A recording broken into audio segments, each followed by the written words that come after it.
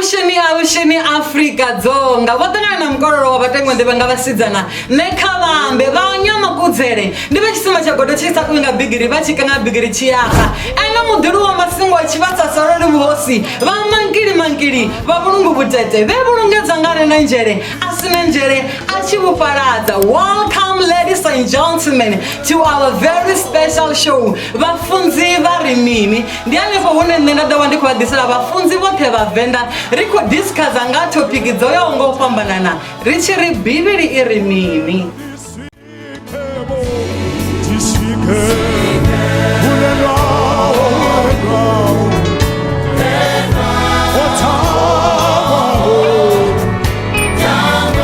What's up?